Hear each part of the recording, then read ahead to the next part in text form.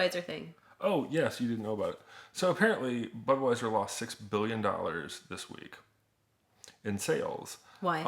And also stock collapse because they created a new ad campaign with a tranny, like as their like logo person. Like there's this girl, I don't remember what her name is, like Delvin Muldaney. I don't know. She's gotten famous in the last year. She even met the president. The one with the big like wide mouth. I don't know. I mean, flavor of the week tranny. Sure. I don't know. But anywho, like she every day is like day number 3 of being a woman, day number 32 of being.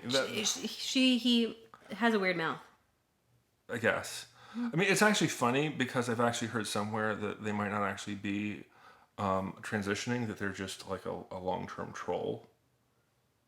Because like it's so catchy, like all of the videos that she does, which I have no idea. But anyways, like she met the president, all the things. So Budweiser started an ad campaign where she's now their new spokesperson, and they put her picture on all the Bud Light cans.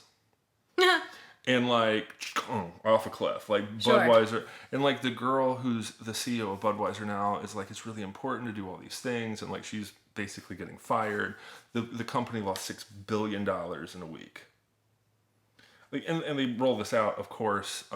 Well, you know what's actually funny is the day they rolled it out was April 1st. And like everyone thought like, Budweiser, one of their like jokey commercials, and nope, this one was real. This was not an April Fool's joke. But like also funny because like the Delvin Mullaney, whatever the hell her name is, they started the campaign with her on her 1-year transition date, which is also April 1st. So this is why a lot of people are like... Yeah, they thought it was a joke. If I'm thinking of the right person, I want to say that they did like a TikTok or whatever word you want to use for short videos. Just so we're clear, like we use TikTok as like all of the shorts that like... Because now like there's YouTube, there's Facebook, there's... Yeah, everybody like has a TikTok alternative, so they're just TikToks, but yeah. Yeah, shorts, reels, whatever. But there was like the one she did like in the car where she was like, yeah, I told my parents that I was gay, and then... I told them that I was transitioning, but now I'm into women or men, whatever. It ended up being the same gender as they were originally. And so she was kind of making fun of like how her parents just couldn't keep up with her, which to me just sounded really flippant. Like, every time that I think my parents are comfortable, I'm just going to tell them that I'm doing something else. I mean, she has a trolley type thing because it's like, I'm a woman. I'm trying on high-heeled shoes, and it's like, yes, that's womanhood right there. High-heeled which is also funny, just thinking like high-heeled shoes was originally like for men. Do you know the history of high-heeled shoes? Yeah. King Edward? No. It's actually from Persia. And well, there is a king though who did want high-heeled shoes because he was short and wanted to be over. That's not the history. So high-heeled shoes, as we think of them, was for horse archers, so that when you stand to archer, that you were more in the stirrups, like more in the whatever. Sure. So like it was actually what the Persian male military people did. And it was a very male masculine thing in the Middle East, and then women found out that like it elongates the muscles, like when you extend the toe. Right. It like elongates the muscles in the leg, and it's slimming and attractive. So like women started using it as a thing, but the origin is actually horse archers in Persia.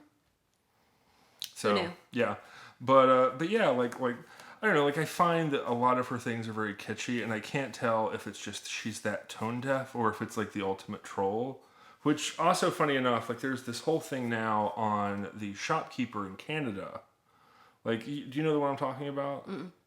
So this dude, like, he's a shop teacher. So like I feel like there's like an aspect to this where it's like he's a shop teacher, which is like typically a very masculine thing. Right. And like they have all these weird fucking laws in Canada where like, you can't misgender people. You can go to jail for speech crimes or hate crimes. Like speech is hate, all the bullshit. Right. Coming from Blackface McGee, their president or prime minister, whatever the fuck.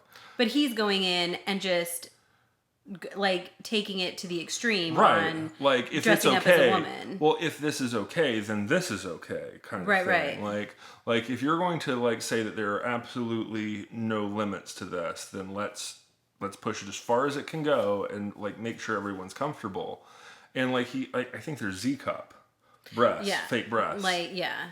And apparently, like this week, they found him going to the mall, or I'm not exactly sure where he was out to, but they found him out like looking like a dude. Sure. You know, and they're like, "Where are your cups or whatever?" And like he was on like they had a whole Tucker Carlson thing about how like see all of these people are liars and you know it's the thing and it's like I don't think that that's it. I mean I think that what the dude did was ingenious because like all the parents complained, Sure. which of course they would because like it wasn't just that he had Z cup breast you know thing that he was wearing. He was also wearing it in like hooker attire. Right. Yeah, no, Like he see through like yeah, he went to the extreme and whatever. I mean, the thing about being transgender, first of all, is like if that's the choice you want to make, that's fine. But like let's be reasonable, right? Like I don't understand this like unreasonableness. Like this one woman, I'm like whether they're transitioning or not, because they had originally started with that they were just not. And then from one day to the next they were and they came out as like fully transitioned. Right? But then they just continue on this trolly nature, like you said, where it doesn't even like are they tone deaf or what have you? But like if you want to do that, that's fine. I just don't understand why you need to be the spokesperson for Budweiser. right. Like that doesn't make sense to me. Right. Well, I mean, I think with the Budweiser thing, like what the CEO was saying is like she hated Mill America and like toxic masculinity and all the things, which is typically like what Budweiser like you've created a brand cultivating masculinity, and then to come out and be like that's toxic and those are the Trump supporters and those are the whoever. So we need to like take a stand so that you know the 0.001% of America that you know is trans like that we know that they're supported and like making that your mascot like that is tone deaf to me. Sure. But they started with Real American Hero content Right. however many years ago, and that really is their brand. That's their market. That's where they went with that. And now to try to like abandon that market, well that's why they lost $6 billion in a week. Right. Because that was never their lane. Because here's the other part of that is you could never start a new beer company that was like we're a trans beer company. Sure. Like I think that's the part of it is that like if you were going to go out and like I'm even saying like if you made a good product, which Budweiser is not, like let's just also be clear on that, Budweiser is piss beer. But like even if you went out and made like a product that was good, I still think you would not like do well marketing that as a trans beer company. Like you would need to probably, you know, brand it as we're a good beer company. Like it wouldn't. I don't think it would necessarily matter that the owner or the person who made it was trans, as long as that wasn't the selling point. Sure. But this notion that like you're going, because here's the thing: you have a shit product in Bud Light. And the thing about Bud Light that's weird is like it's really cheaply made, but it isn't sold with the really cheaply made beers. It's like it's not quite like a craft beer price, but it's Sure. like that middle ground. Because, Yeah. Because that extra $2 that you're paying more than the cheap brand, let's be real, it's for their marketing. Sure. Like that's that $2 is going for their $1 billion ad campaign and Super Bowl ads and all the things. That just lost $6 billion. Right. Right. Well, yes. But like that's what I'm saying is you can no longer justify that when you're marketing because the whole reason people like Bud Light is because they like what it says about themselves. Like Sure. like when you drink a Bud Light and you think of the frogs and you kind of like chuckle to yourself every time or like I don't remember what was the one with the king and he had like that weird like catchphrase, you know? Oh, I don't remember. The only one that I remember is the Real American Hero campaign that they did. But like regardless, I don't understand why you would want to start any campaign as we are a trans company unless you are marketing trans products. Like if you're selling attire or accoutrement that is related to the trans community, that fine. But like saying that I make trans muffins Right. doesn't make sense. Like, explain to me how any food, literally any beverage or food, is specifically trans. That doesn't make any sense to build a campaign on that. Again, if you're going to do clothing, sure. Right. If you're going to do hair pieces, prosthetics, whatever, makeup, fine. Like, that makes sense to me. Food? Like, Right. that goes back to the unreasonably unreasonable. Like, let's be reasonable about this. Well, I mean, like, because the idea you would imagine with a beer company is, like, beer is one of those things that left and right drink. Sure. So, like, why pick something that is divisive in and of itself? Like, you have half the people support it, half the people don't. So, by supporting it, you're asking the half that support it to not support you. Yeah, you're basically trying to make your beverage, in this case, a political statement. Which, Right. if you're in for profiting, like, and this is a consumer market, we are consumers. And if you're out to make a profit, why would you ever go out of your way to alienate an audience? That doesn't make sense. Well, it just, I don't know. I remember when I was a child, and I don't remember who won, and I don't remember this, but there was a sheriff's election. And the two people were in a town hall, and my family, like, at that time, I think it was the 80s, they still had, like, the one debate locally on all the channels, like, for the local elections. I don't do that as much anymore, which makes it really hard unless you're actually visiting, or maybe there's, like, an online feed to actually see local debates, which is kind of weird to me, like, so many local politicians kind of go under the radar. But anyways, this was on television. I remember watching it with my grandparents, and the two sheriffs were getting into an argument about abortion. Right. And I'm sitting here thinking about this in terms of like at the time, everyone was talking about abortion. It was like Sure. and people still are. But here's the thing: a sheriff, as a position that you're vying for and you're campaigning for, should not have any stake or say on that issue. Like, Correct. regardless of which side you fall in on, like, the idea that a sheriff is going to enforce a law that doesn't exist or not enforce a law that does exist, I find that reprehensible on either side. Sure. Like, that should not be, like, because I can't imagine saying, like, well, I'm campaigning that I'm not going to enforce any murders. Yeah. Or I'm not going to enforce, possession laws in terms of, like, ownership laws. Right. So, like, if you come here, with some stolen property, it's yours now. And we're just not, the idea that you're not going to enforce national laws is ridiculous to me. Sure. And, like, as I've grown up, I've thought more and more back to that election and that debate, thinking, like, of course they're not going to enforce or not enforce laws that do or don't exist, like regardless of which way. They're basically arguing to stupid people emotionally. Sure.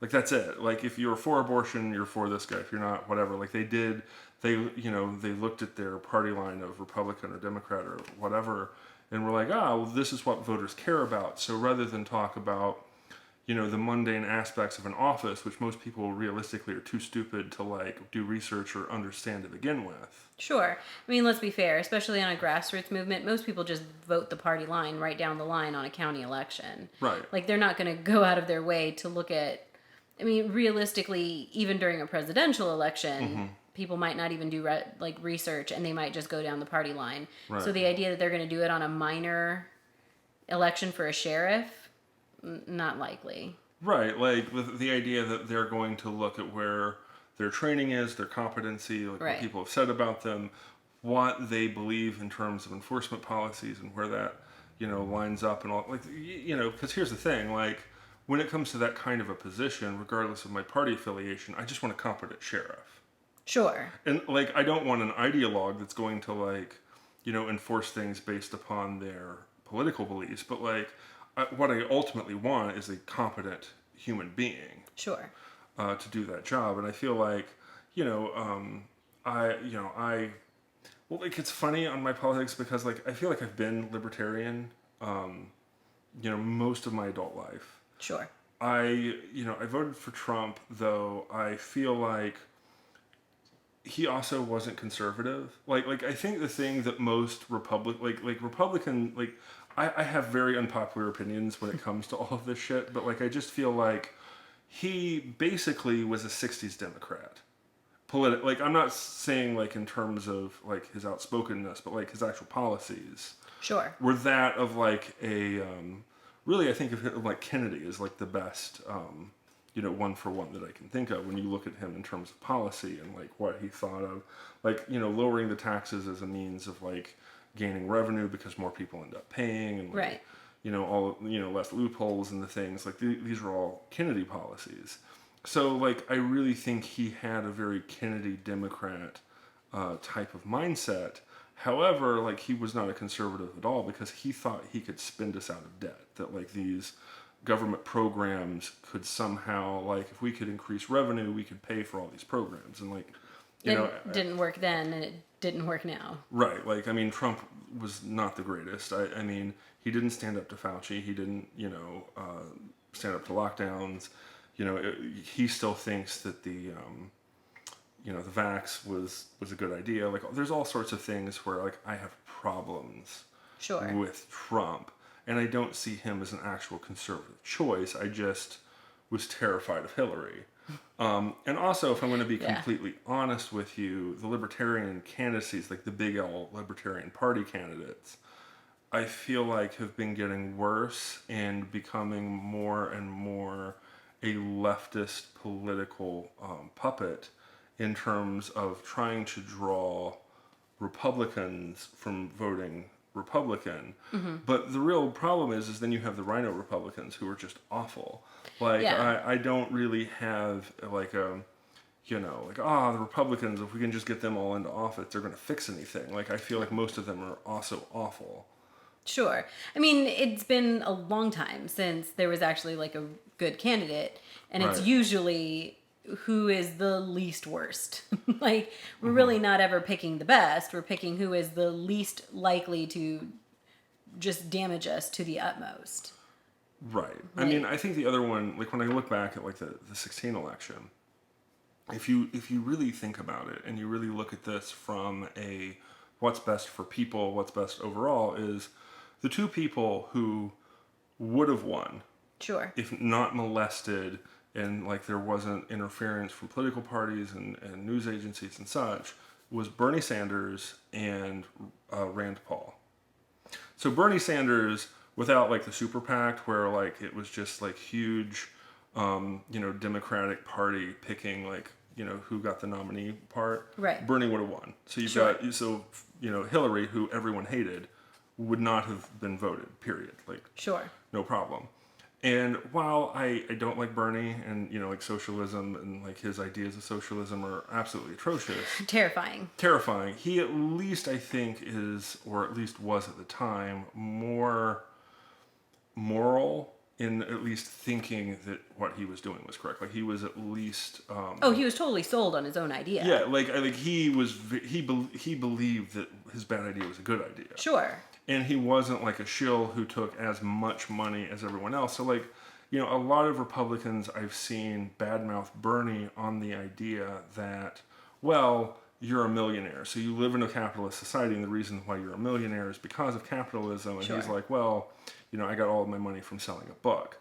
In all fairness, when you look at the Nancy Pelosi's who have profited tens, if not hundreds of millions of dollars from basically knowing that we were going to get a government contract and then buying stock in that company before, it got ever, like that shit, like I would much prefer his money come from a book than sure. like weird profiteering and like insider trading and like he's getting paid $1 million for a speaking engagement for sure. a bank that he just, did bailed out or other bullshit. Like, right. So like I actually feel like there's a moralistic standpoint. He did want to audit the Fed. Right.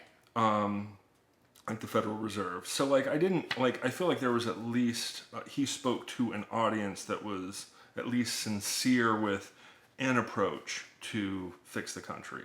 And then you had Rand, who was winning all of the polling, sure. was also beating Hillary in polling. So like then you have him just like Like he couldn't get on the stage, like he was not getting anything. And essentially, like right before the Iowa caucus, there was all of this crap of like he doesn't stand a chance, and all of the polling data they were doing. Right. He was like dead last. And there were other Republican rhino people, I remember Chris Christie specifically, who were like, all of his time was being interrupted and going in a back and forth about him being anti-war and anti-wars abroad, and like he couldn't even speak when he was on the debate floor. So like when you look at the DNC leaks, which everyone talks about as being like a right-wing conspiracy, but if you actually went in and read them, what you end up having is there were leaks between the DNC and Hillary Clinton where they, one, were screwing Bernie. Like they were talking about how we can't let him in. And two, there were parts about how they were specifically picking Trump because in all of their polling, they could win. Right. That Rand would beat them in a general, so they were like tanking him. So when you look at all of the Democrat-leaning media and polling places, and we know that the polling was wrong because what was the landslide supposed to be against Trump? So, this idea that like, it was Trump versus Hillary, no one wanted that. I don't think anybody in the country was like rooting for Trump versus Hillary. No. I think Trump did a better job than I thought he would do when he got the nomination. Sure. I mean, I really checked out when Rand ran out of funding because the thing is in a caucus where you've got, 8-10 people, it's not a 1 versus 1. Right. So if you look at the psychology of what the Democrats did, you have, let's assume that the majority of people preferred Rand, which, a lot of data suggests.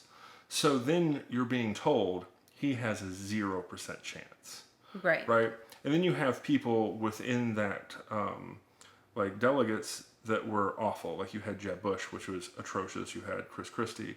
So then it becomes an issue of, well, if my number one guy is out, it's about mitigating loss. It's about picking the least bad option, because if you're being told that your number one pick is unviable, then you are more likely to pick somebody else because, again, most of the people who are voting in these caucuses and in the primaries are Republicans. Right. These are people where it's a very small difference between beliefs, supposedly, at least on paper, it should be.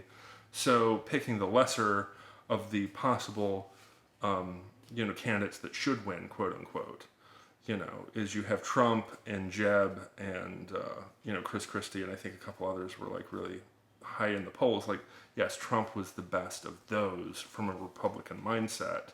Sure.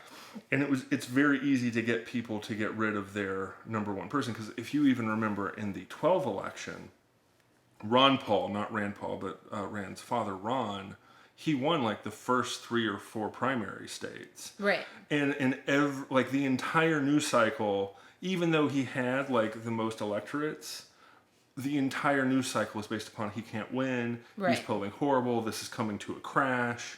Like when you have that as the number one narrative, right. It's really easy to be like, do I want to throw my vote away? Which is, as a third party person who's more libertarian, I've always been scared of that mindset of, the fear that by not picking the lesser of two evils, you're letting the greater of two evils in, when what you really want is the third party. And I feel like if you go back to Obama and McCain and Obama and the Mormon guy whose name escapes me, but like both of those Republican candidates were awful. McCain is like I almost want to do a whole episode on just what a piece of shit John McCain was.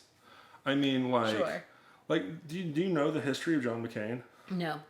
Okay, I'm just going to go into a short diatribe here. So everyone kind of knows that he was a POW, right? Right. And most people know that he sold the U.S. out and totally turncoated and gave all the classified information over to the foreign people. That's kind of a known thing, but he right. somehow gets a pass. Most people don't know that he actually had to get a pardon by Nixon for treason.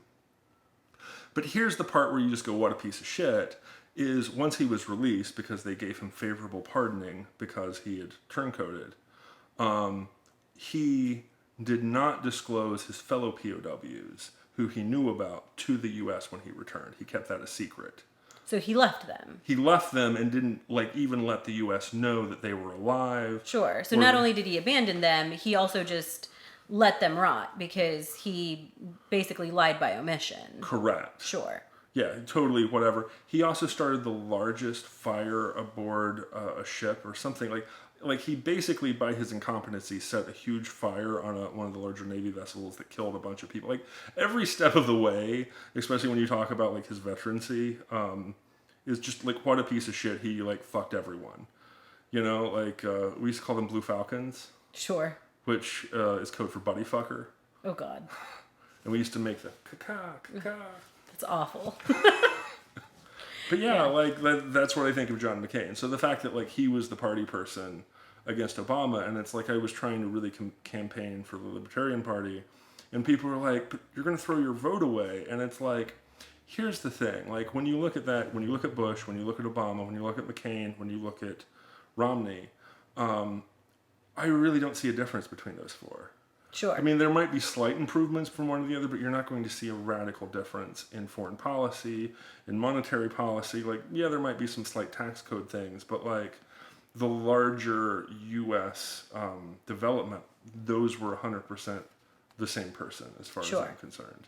I mean, but there's been talk for eons about how it's really unfair for basically we have this bipartisan system where it's just the Republicans and the Democrats, and you don't have a third party to break it up.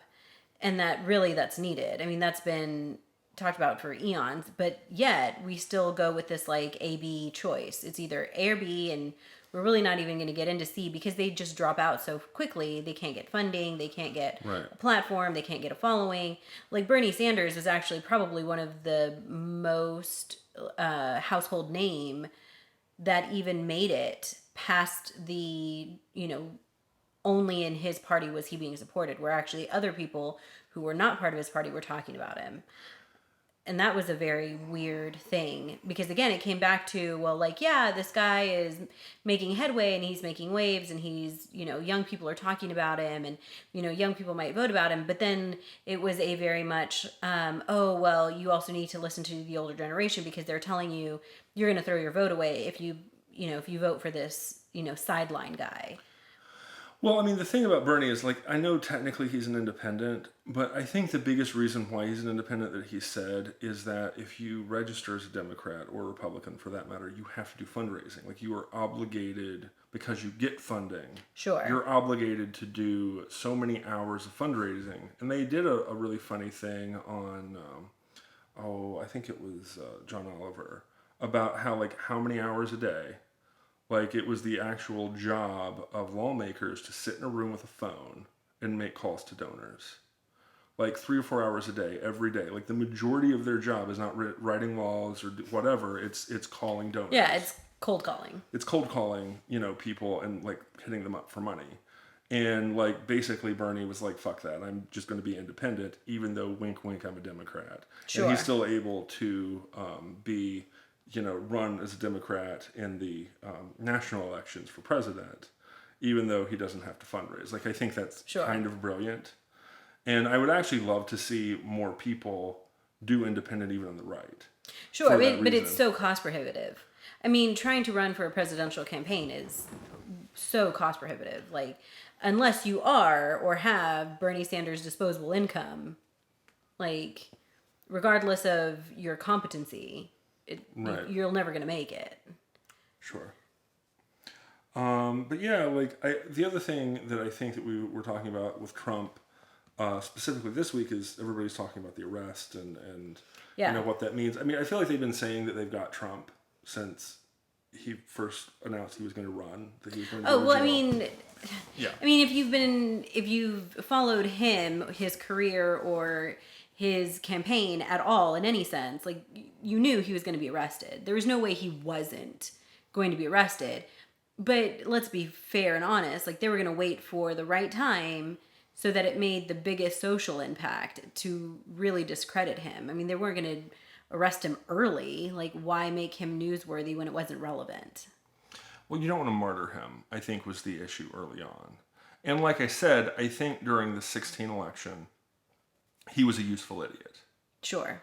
You know, like he was saying things that were politically incorrect to say in terms of them being deemed racist. Sure. Like one of the things that he was, because he's not the most precise speaker. No.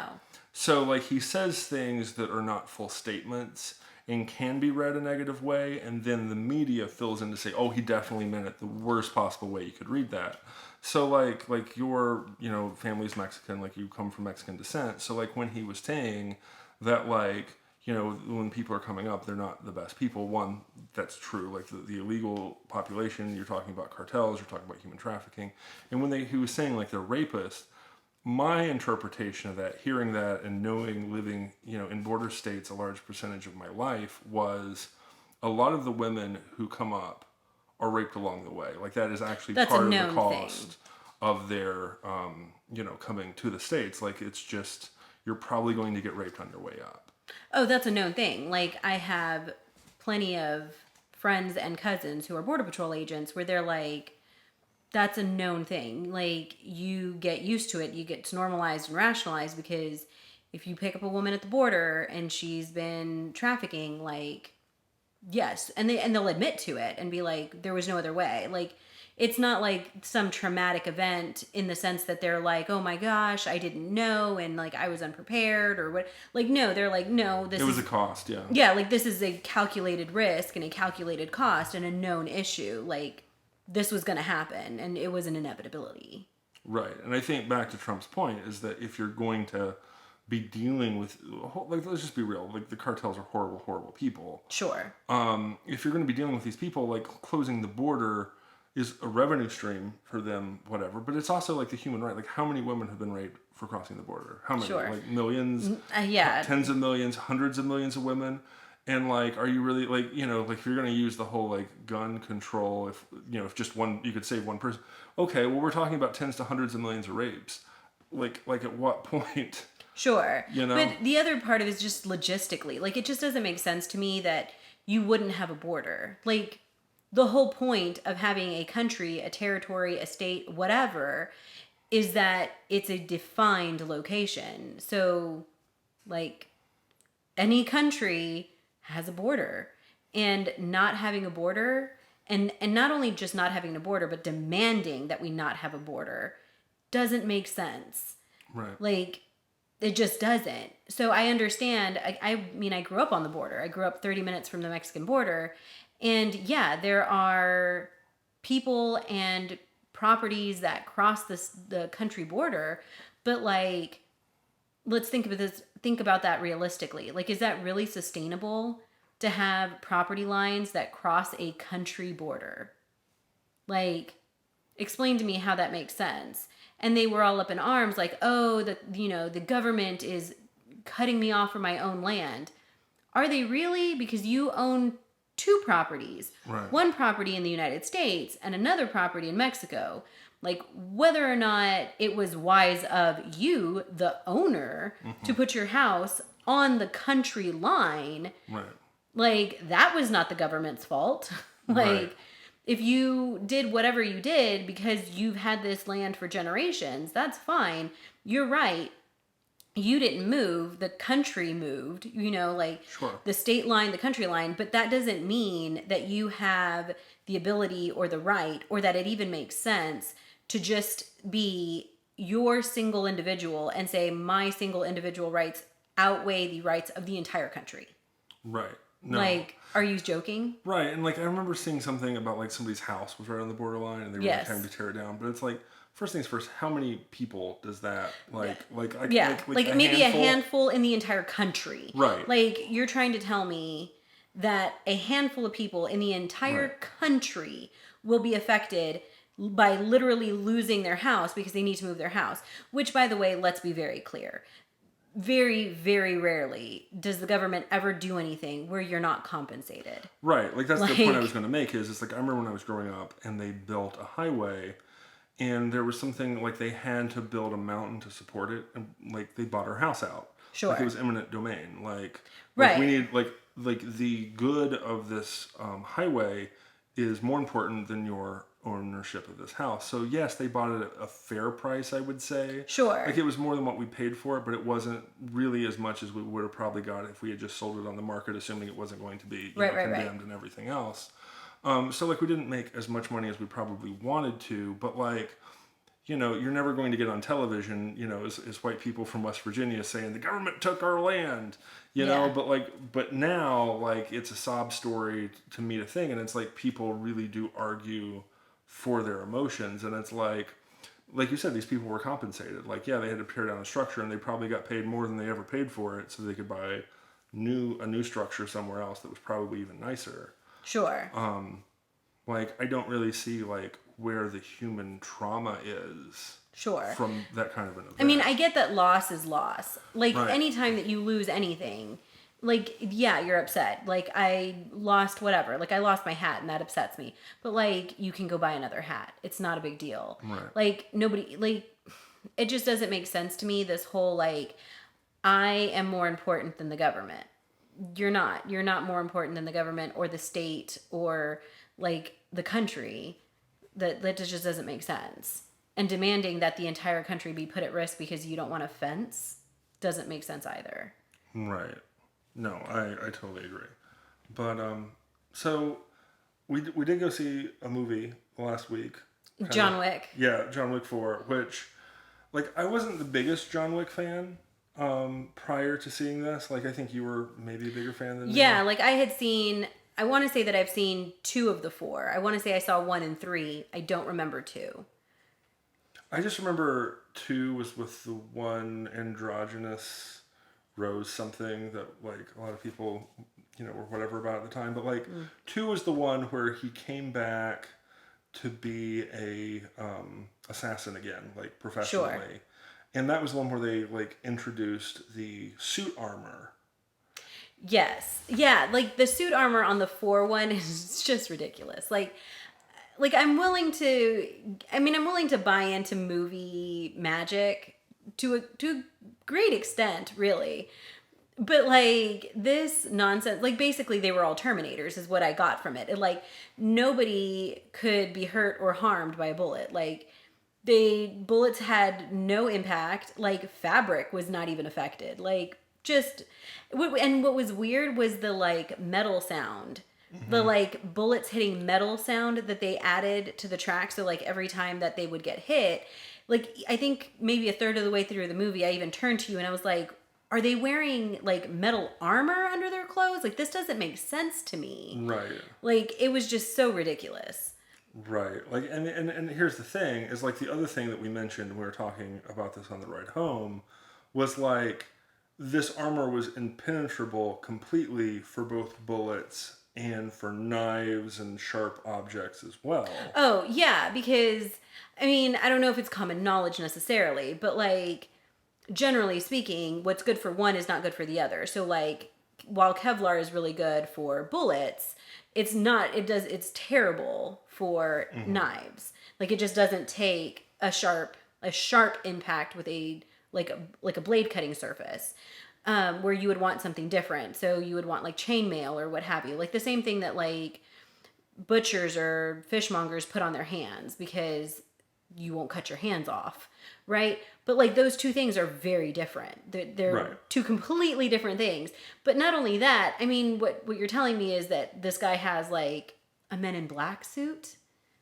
Right. You know what I mean? Like, I mean, because like here's the thing. Like my suspension of disbelief goes to the extent of like there is technology that exists that we don't know about. Sure. Right? Like I'm willing to give them a 5 or 10 year extension of what we know about now to where like they have the next thing. Like wherever we are now, like I'll give them like a 10% above what is possible now for movie logic, because like part of the fun of movies is that you kind of, you know, extend your belief of like, this is where we are now. Technology keeps evolving. Like it's the whole flying car idea. Like, yeah. You know, like I don't think on their face that flying cars are stupid from a sci-fi standpoint, right? Like I mean, there have been issues in terms of, you know, price effectiveness and like, and now like when we're trying to get rid of like, you know, oil and things of that nature, and you have like energy consumption of what it would take to fly all the time, like flying But it goes consumes back more to energy. the, Right. I mean, it goes back to the like Back to the Future movie where it was like,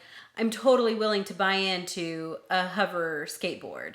Like, Right. I'm totally willing to buy into a hover skateboard for the sake of the movie because it's Right. cool. Like, that's fine. Like, if you wanna up technology, that's fine. Well, there's But also like, I don't know if you've heard this, but there's this really cool internet theory where they say that like because music evolved so rapidly and like because like Marty McFly does Johnny Be Good like way before it should have oh been. yeah, that he influences music. Well, no, that like music technology doesn't exist as much since it's already like advanced, and also because he skateboards in the film, that there's more of an emphasis on skateboarding from the past movies, so that there's more research put into skateboarding technology for skateboards to be more of a thing in the future.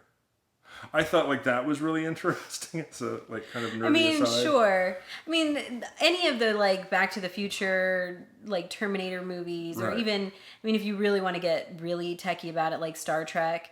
I mean, all sorts of things came because they were on Star Trek. Like, Right. Right, like people like thought like they saw the thing, so therefore we're trying to mimic to something like in to the actually movie. make it real. Like, this is Right. actually like, I wonder if it's possible. Like, could I really, Right. have something on my body that allows me to talk to somebody else? Or like Jules Verne also did the same thing. Sure. Like, years above, like with space travel and building rockets and things. Right. So yeah, no, I definitely think that that's a real thing. But getting back to the John Wick thing, like you're just dealing with like, well, one, there's an expense thing. So like even if you could have like titanium or something, like titanium is so expensive it's almost cost prohibitive. Like if a piece of armor costs But, like- $100,000, like you can't really give that to everyone. So like, but back to my like, I'm making a point here. Like in John Wick 2, there was only like a high end assassin had this armor. Sure. So like the suspension of disbelief to me was different because like when you have these murder machines that are like the highest of the high of the high, and like let's say 12 of them exist in the world, Right. and they are the assassins of world leaders of whatever, like the idea that like could this armor exist if you were willing to pay $10 million for it, Sure. right? And you give it to your best guy and like he has the magic thing. Sure. I feel like my mind can get around that conceptually, Sure. right? Like here's a $10 million thing, and it's got like not like it's got like nanobots in it, and it's like self-healing, and like Sure. like the highest of the high-tech thing that you could imagine exist. That like Elon Musk is like throwing his fortune at this. Sure. Like sure. But when you have an army of everyone having it, Yeah, no, you've got 150, 200 people who has it. Right. And like not only is it like magic armor, like Terminator style, you're impervious to everything. Like you can get hit by a bus, you can fall from a 3-story building, you can fall down 200 Right. cement steps, like, and nothing will happen to you. You'll be perfectly fine. Right. Like, please explain this to me. right? Explain this to me like I'm 5. Like, Explain this to me like I'm 5, because I'm like, I mean, from an action movie standpoint, like it does what it does. Like it does what an action movie does. It is all action. shooting. The Yeah, things. from like minute 1 to the very end of the movie, which like part of the thing about John Wick 4 is when it was released, they had already primed the audience with this is going to be a long ass movie. And so you're already in it to win it. You already know that you're not going to get a Coke, you're not going to get a water, you're not going to drink anything because you're going to be sitting there for forever. And it, from an action standpoint, yeah, like it does what it advertises. It's action. My problem was there's It's a cartoon at some point. yeah, like at some point during the movie, you really just kind of sit back in your chair, cross your arms, and you're like, really? I did that very Like- early. I did that very early. Because, like, it's just funny. Like, I remember watching the first John Wick movie. And, like, I'm not, like, I haven't seen John Wick 1 in probably 5 or 6 years. So I'm Sure. not going to, like, get technical about this. But I remember watching the film and thinking, like, if you trained really, really hard, Sure. like Navy SEAL sort of thing, there was enough reality in how he moved with guns and Right. tactically, and like Krav Maga and like how elite forces are trained. Right. that I didn't like throw my bullshit flag up 5 minutes in. Right. And think whatever. Because also in the first film, there's none of this bullshit armor. Right. So if you get hit, it hurts. Exactly. Yeah. And it was all about, really, like if you watch the first film, it's all about how to maneuver so you're not a target to be shot at to begin with. Right. Which is exactly... No, like this is like, oh, I'm impervious to whatever. I'm running into a crowd of bad guys. Yeah, like full on 100%. Like I'm like just Batman, going... like you yeah, can't see like me. that just blew my mind where it's like, I'm going to use my suit jacket to cover my forehead and like just have one eye out. And like, I'm going to be fine because if the bullet hits right here, like not even the fabric is going to move. It won't even bruise my face. Like I'm basically carrying like... what is his name? Captain America's shield is basically what I'm carrying. And it's like woven into my suit. Right. Yeah. Ridiculous. Yeah. Bullshitting. That's what... I mean, like, I really wanted to enjoy the movie because I really liked John Wick 3. But, like, I don't even know at what point it was, but at some point, fairly, like, I would say maybe a little before half the movie, I just couldn't do it. Where I was like, I can't continue. The point where I checked out and was like, this isn't like going to be realistic at all. Sure. On any level. Is there's the initial assault in Japan. Right. And there's all the people and they're don't give away spoilers. Fuck it.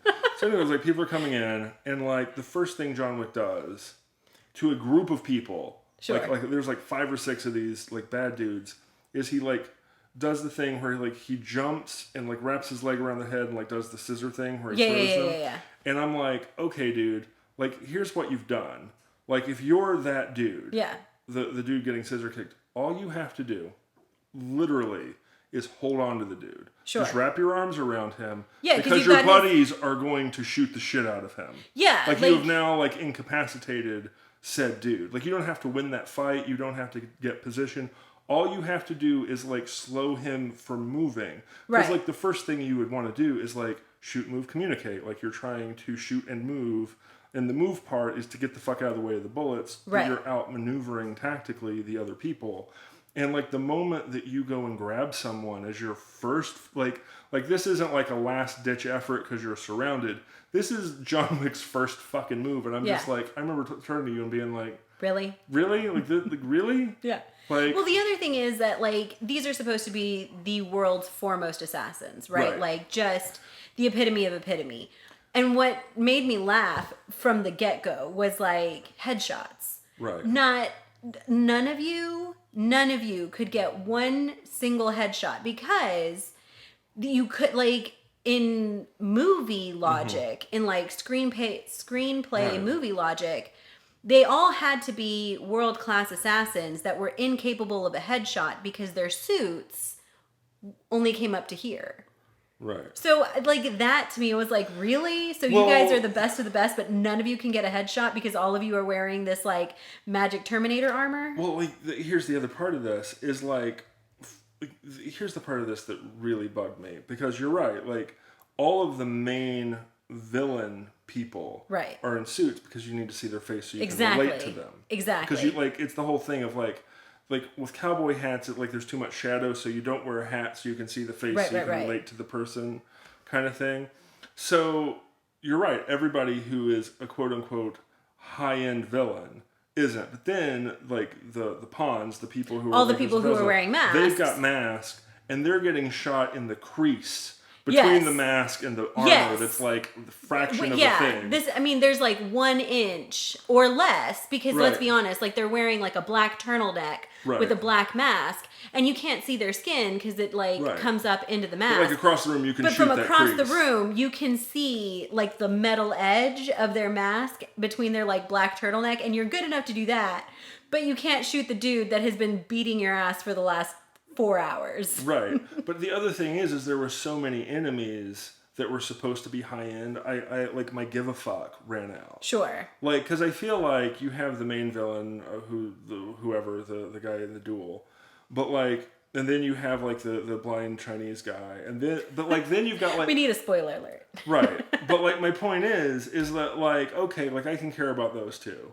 Sure. But like, there were so many scenes that were introduced. In every scene there's a new big, like, it's Well, like a boss level, and well, it's like, like, at some point, how many fucking bosses do you have, and how am I supposed to, like, you introduced them 5 minutes ago, you tried to, like, you can't really build them up sure. in that 5 minutes, so why did you even try?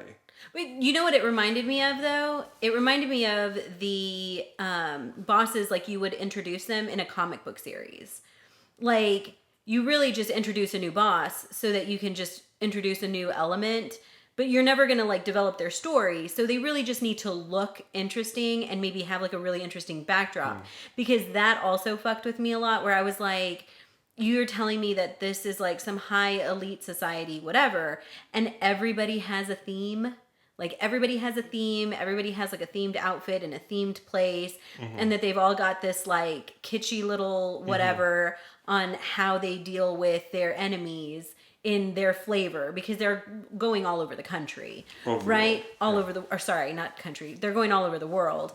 But, like, they really, it's very comic booky. Like, I just need to make you look like you could have a backstory, but you don't need one. Does that make sense? Right. Well, I almost wonder, because, like, spoiler alert if you haven't already checked out from this, but John Wick dies, and they've already done 2 sequels that are spin-off sequels. Like, they're not about John Wick, they're about whatever. So I almost wonder if, like, they threw in 10 sub-bosses that will all get their own spin-off movie eventually, that will be like a prequel spin-off. See, and that's what I mean. Thing. Where I'm like, this was a very, I could see what you're doing. Like, if you were doing it on purpose, I see what you're doing. If you did it by accident, good job, because you set yourself up well. Right. Like, you could very easily turn all of these, like, sub bosses into their own thing, because they've been set up in a kind of comic booky, you know, very niche kind of, like, but I also didn't care about any of them. Like, 2 minutes in, I'm like, another one? Yes. What's this? I don't give a shit. Like, yeah. What's your theme? What's your color schematic? Like, what's your, you know, thing that you're on about? Right. Yes. And I also thought that, like, because, like, I really, like, somebody said that this was really designed to be, like, a good, bad, and the ugly, like, parallel, like, you know, parable almost. Sure. And that you have, like, the Marquis is the bad, and then you've got John Wick as the good, and then you have kind of, like, the Eli Wallach character is the black guy with the dog, like, the assassin, who, like, we were talking about, like, he gets a lot of screen time. This is the first time he's been in the film, so it's like, it's really late to introduce a character to then, like, he's interesting, like, the actor does a fine job, but the interest, like, the part is like, he doesn't serve a purpose to the overall script.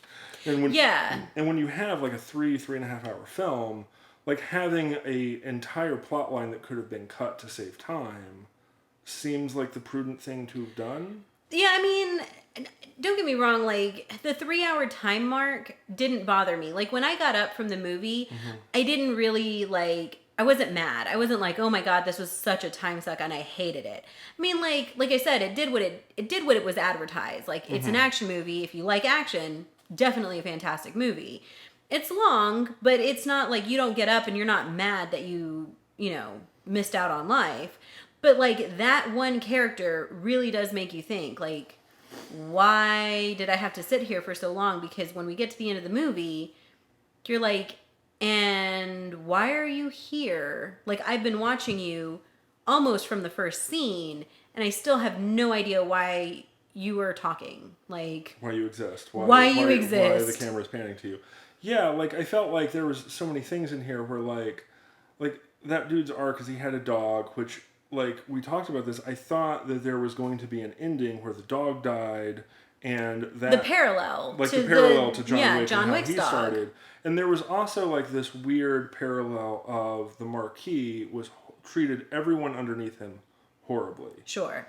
So the notion that, like, the Marquis is French, and, like, everywhere that they went to, there was French Revolution artwork and, like things are being spoken to. So what I really thought is that even if John Wick had failed and not been, you know, the Superman kind of the boogeyman, whatever you want to call it, that they'd made him up to be, that there would have been, like, an uprising internally, because when you have a top-down structure that is oppressing people, eventually there's an uprising. Sure.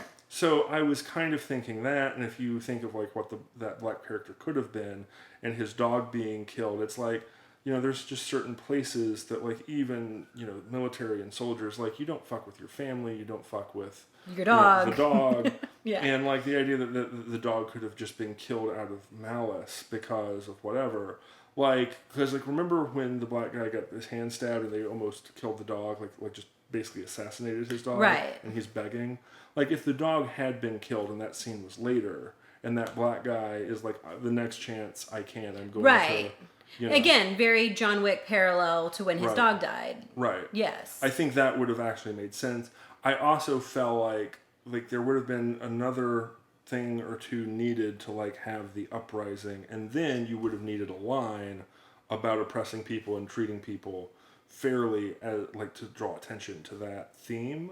Right. Like it was a very kind of weird feeling because you really wanted More that closure. yeah, like you really wanted that to make sense because you're like, why would you make such a big deal about it? And it's subtle, but it's still like it comes It's up often there. enough. It's a theme for sure. Yeah, like it's a theme and it But comes up doesn't- often but enough, and there's no payoff. there's no close to it.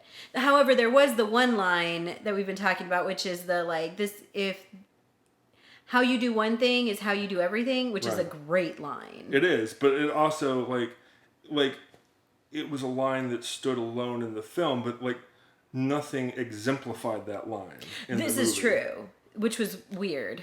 Yeah. Like, fantastic line, but there could have been more payoff. Yeah, I feel like the whole movie there could have been more payoff. Like, it felt like a comic book, and I feel like I would have been okay with less action sequences and less spectacle if there had been more character development and meaning. Yeah. Yeah, I didn't... Like, I wasn't mad at it, but I definitely went out like, this was the last film, and like... Well, like, because Okay. for me, like, I love the first film and how practical and tactical it was. The second film, like, I suspended my disbelief on the magic suit. The magic suit. Because one person had it. Sure. And I think maybe one of the villains that he was fighting against had it. So, like, like he can go through all of the people that he goes through because Wick has it. But then no one until the big bad at the end also has it. And it also makes sense that, like, having a superpowered villain that's equal to the main guy makes sense. Right. Like, I mean, realistically, you would want that. Like, Right. or Like even for the bad guy to be a little above the good guy, because then it gives it that very, like, good conquered evil. Like, Right. even though they had the advantage, like, that makes sense all the to things. me. Sure. I don't remember 3 all that much. Like, a lot of people say it's their favorite because it had, like, the most, whatever, action sequences. Sure. I remember thinking to myself, like, 3 is where it became comic booky. Like, totally off the It rails. did. Like, it was very comic booky. It was very... It just was. Like, that's the best way to describe it, It's like an animated film where, like the laws of physics and things no longer matter. Like, Yeah. it's just, like, the guy, like... It's like the CGI where it's like they don't even like pretend to like make you think that this is a real thing that's happening. It just exists in this world where like bullshit movie logic. Got it. Yeah, and, like, like well, we're the just supposed to look whole... at the spectacle and the pretty things, but like at no point is it impressive like the way Yeah. old action movies used to be. Yeah, well, it's the whole, like, Legolas in Lord of the Rings, like, sliding down the elephant's trunk like freaking Tarzan Right. in the Disney movie. Like, this is total cartoonery. Like, Right. you're not going to slide down on magic shoes on a elephant that is slick as silk while wielding a bow and arrow. And like, shooting 30 people on the way down. Like, I mean, this is ridiculous. I really... Because they did the same thing in the second film where he does the same thing down the stairs, but it wasn't quite as kitschy in the Right. second film. Like, they still had to sell the stakes. But I really felt like all of the tension from the Battle of Minas Tirith went away because you now have superheroes. Like, these are not Yeah, like, people these are that- not real people. Like, Yeah. this is straight just movie magic, like, Right. magic shoes, like, fake surfaces. Like, I can do... Like, they Right. can do whatever they want. Like, the whole point of in the book, really, is that these are real people with real lives and real stakes. Like, Right, like they have certain magical abilities each, but they still have to confine to those rules. And it's like, by the time the major battle from the third film happened, it really felt like like when you were a little kid and you had action figures, and then you would like make them jump over here. Oh, and, yeah, like, yeah, and yeah. all the things that like at no point are they confined to reality, because like you have this magical force that's like moving the action figures, Yes. like what an 8-year-old would do. Yeah. Because like you're trying to make the action figure that you've built up as an extension of yourself so overpowered that it can just Do whatever. do whatever. And I Yeah. feel like that's what modern action movies are, is you have such an overpowered character that it's like, okay, yeah, he's Superman, he can do, everyone's Superman, everyone's the Terminator, everyone doesn't have physics or constraints at all.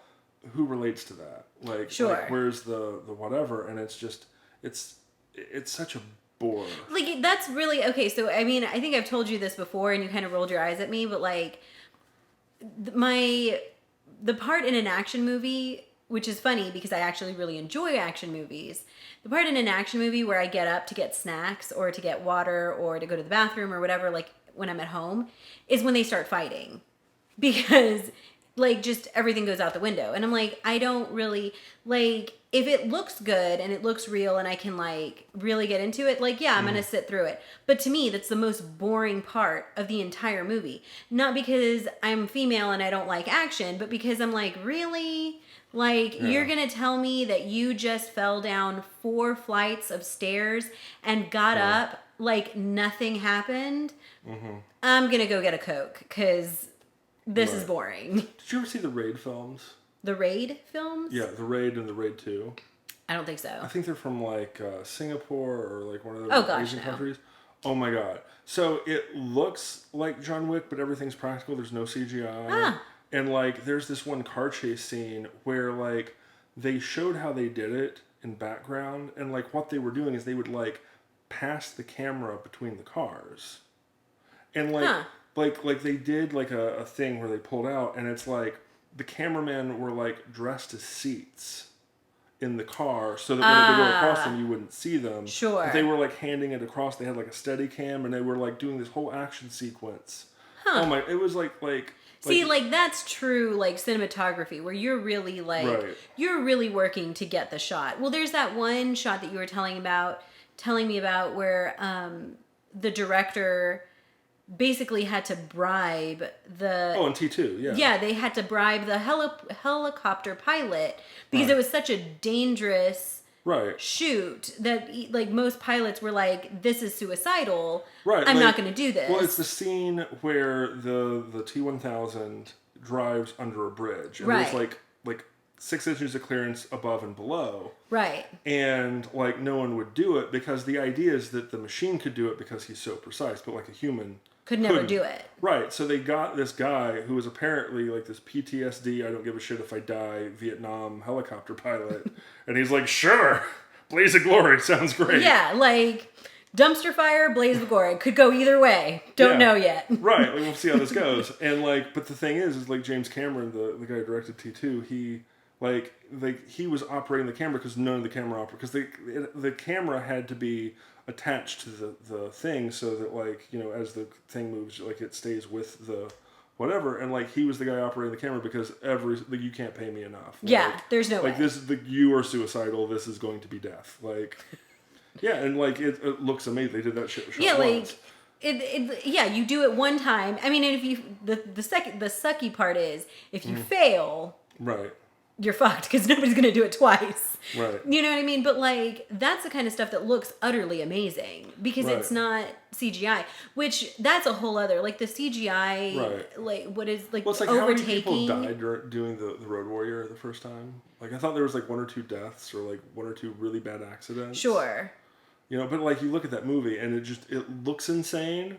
Yeah. Well, it is. Because it is. Yeah. And it's like even when you see like the behind the scenes footage of them doing it, it's like an Aussie dude who you've got to imagine is suicidal flips and lands in a thing of boxes. Yeah. It's like 3 boxes of cardboard boxes, and then they're like, I broke my neck.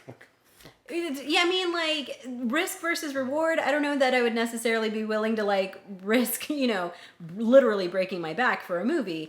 But, like, the alternative is that you just replace everything with CGI. Right. And, like, the CGI thing, don't get me wrong, when done well, And when done when needed, to augment to augment reality, looks phenomenal. But like this weird nonsense about like CGI just replacing everything is mind-boggling. Like everything looks like an animated film now. Well, not just everything in movies. Like this summer, so we go to Disney and Universal Studios, and even the rides are all CGI. Like that to me is mind-boggling. Like I remember going to Disney as a child and the rides being actual rides, like moving rides. And now you go up to the sign where it says like whether or not it's a roller coaster or if it's, whatever. And they're like, no, it's simulated motion. And at first I was like, okay, not really understanding. And they say it like, you should know what this is. And you don't want to look stupid and be like, I have no idea what you're freaking talking about. And they're like, it's simulated motion. Like, and they just say it again, like that somehow makes it more clear, which it doesn't. Right. But what it really is just you're in a box and the box moves a little bit and it's just CGI screens all around you. Well, like I remember going to Universal as a kid and doing the Back to the Future ride. Right. And like, I don't know, like I was one of the first people to go to Universal. Like, sure. Like when it first opened. And the Universal thing, like the car, like the DeLorean, like that you step into, is on this thing that's on the back of it, and that thing is just flipping you, every which way. And it felt like, I remember... Right, it feels real. Yeah, but like when you're just in a box and it just kind of does that shake thing. Like it does the shake thing. Yeah, like... Yeah. Well, because people were even complaining that the other one, like, hit too hard, like with the whatever. Like if the hydraulics... Yeah, like if the hydraulics are wrong, it just feels like somebody is... Jolting you. Yeah. But like the one that really made me mad was so at Universal Studios you can take the Hogwarts Express between two parks. So Universal Studios has the first park and then the second part of the park, and you can take the train to go in between the two parks. So here's the deal. They've marketed this train ride as an actual attraction, as an actual ride, which is fine. So you go into the ride and you go into a compartment and then they shut you into the compartment. You're not allowed out of the compartment. So it's very much is like a ride where you're like secured in a compartment, right? The only thing about this train ride that's a ride is that the window is black and you can tell that it's a black monitor. And then it just plays scenes from the movie. Like it makes it look like you're going on an actual train ride for maybe the first like 3 to 5 seconds. But then it's just scenes from the movie and like Harry Potter coming and like riding on a broom next to the train. And like it was so disorienting that I honestly thought, did I move? Like... Was this a ride? Like, did we really go to the other park? Because I would have rather just gotten on a Harry Potter themed train with a real window and watched billboards like actually pass through a real window than basically be in a movie box. Like that was it was disorienting. It was weird. Like you didn't even know if you had moved.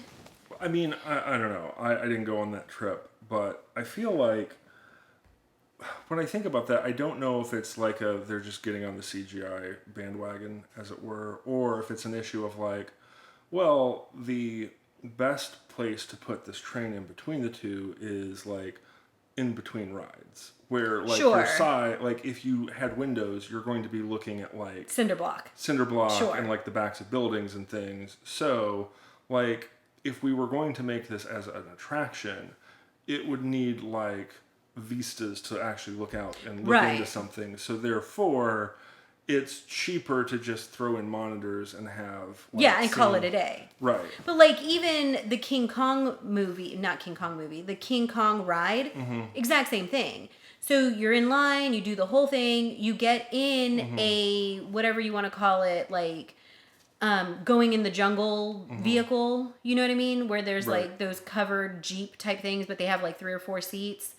And the sides lift up when you're getting in. So the sides come down And again, the sides are nothing but just monitors. So you go through the tracks and you can feel yourself going through the tracks, and one side is monitor and then the other side is like open. And you go into a cave, and when you're in the cave, the open side, you're seeing the monitor in the cave. So one side is the monitor on the actual vehicle, and the other side is the monitor inside the cave. And again, I'm like, really? Like, every single ride. I want to say that 9 out of 10 rides was CGI. It was so weird. Yeah. I don't know. And it's like, I feel like for older people, because here's the thing.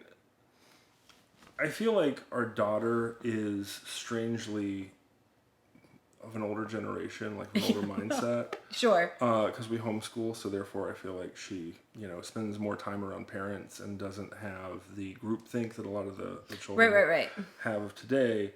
But like, when I talk to younger people, they seem to think that's normal or that that's preferred, and the idea of seeing... Like a real thing? Like a real thing. Because I remember, like, when I went to Universal, like, the King Kong ride there, like, when you said the King Kong ride, I'm like, I thought they closed that. And apparently they made a new CGI one. But, like, the old one it was an actual, like, thing where, like, you went on, like, a rail system, and it went through, like, this mock-up of New York. Right. And they had this huge, giant Kong, and he would come over to, like... supposedly get near and touch you. Like, of course, he never did. But, like, sure. the tracks would, like, shake, and you would think, like, oh, whatever. And, like, I thought it was kind of cool. Like, I thought it was, like, there was artistry into, like, craftsmen made this thing. Yeah, no, none of that. Like, honestly, if you're really, like, realistically, if you're over 30 and you're going to Disney or Universal Studios, like, strongly recommend taking nausea medicine and headache medicine, because 9 out of 10 rides are this nonsense motion simulated CGI. And realistically, so I went with my aunt who is in her 50s, and she wears glasses. I mean, that's not unnatural. Like, she's in her 50s, so she wears bifocals.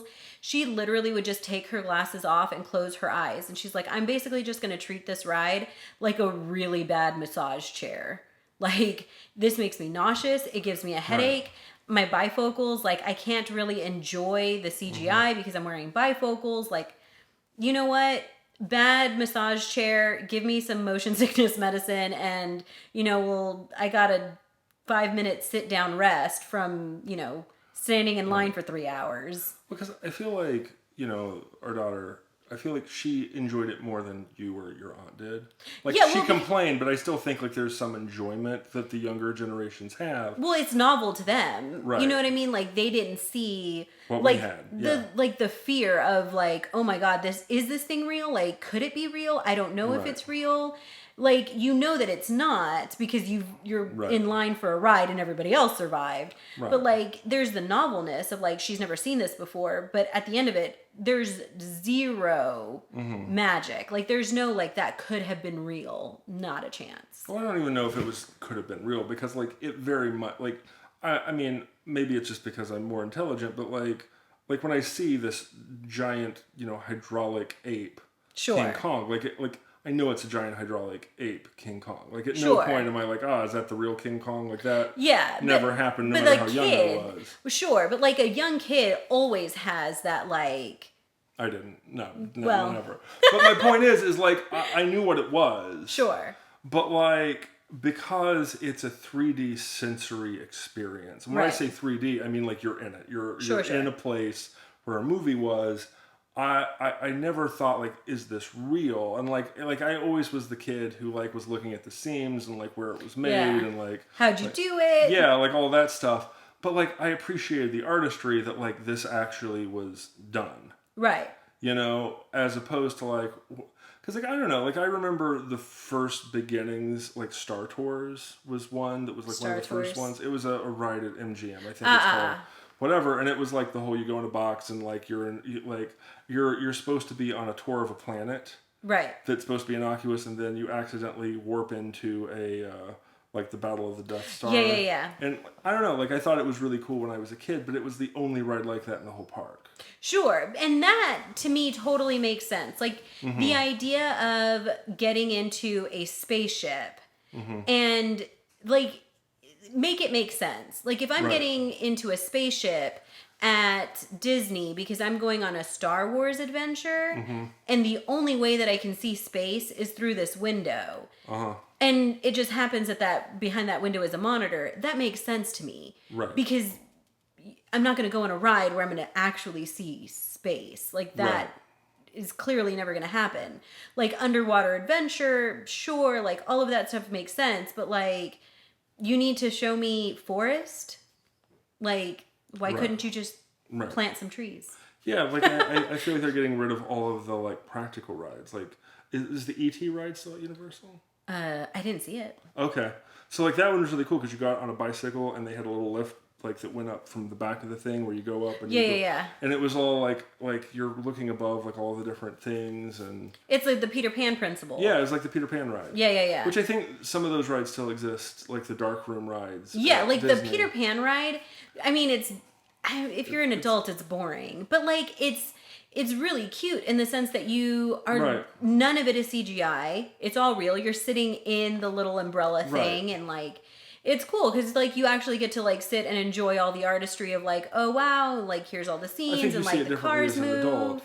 But like I think one of the things that I remember because when I went to as a kid to Disney is my grandmother telling me, I remember when I did this when I was a kid or when I whatever, and it's like, you know, your parents went on this as a kid, so there's like this generational thing, and very few of those rides still exist. Like, you know, like I feel like they've not been updated or been updated. Like I'm fine with some of the updates, but like when they completely get rid of the ride or they replace it with CGI, like it's now like I'm like I feel like you're just annoying the parent.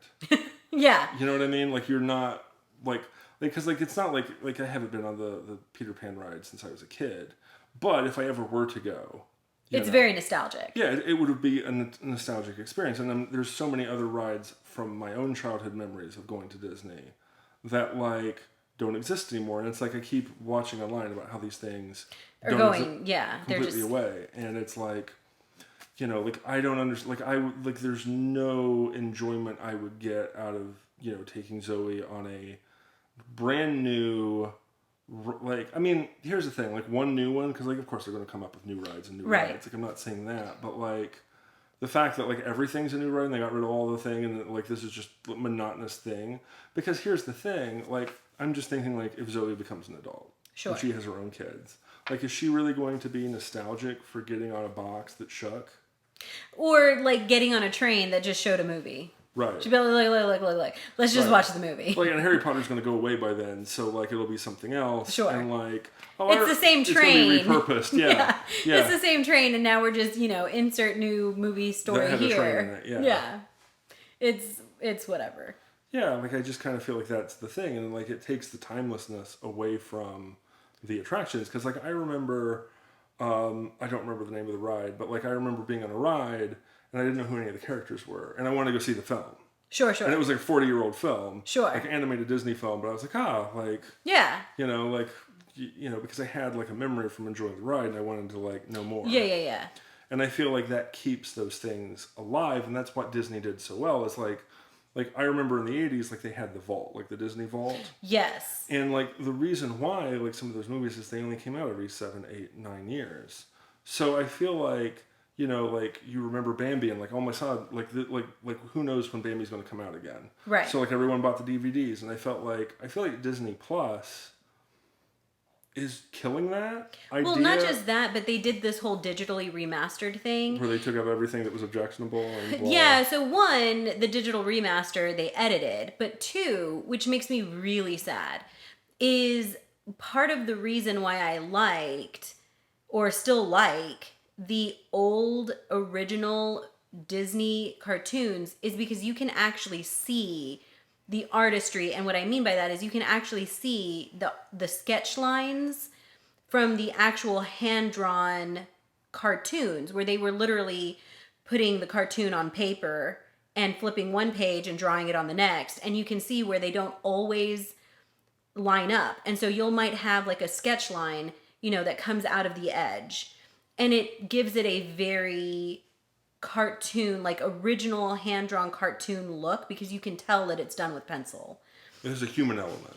It's the human element. It's not CGI. It's not, this isn't digitally remastered or, whatever. It's somebody took like hours and hours and hours drawing and redrawing and drawing and redrawing.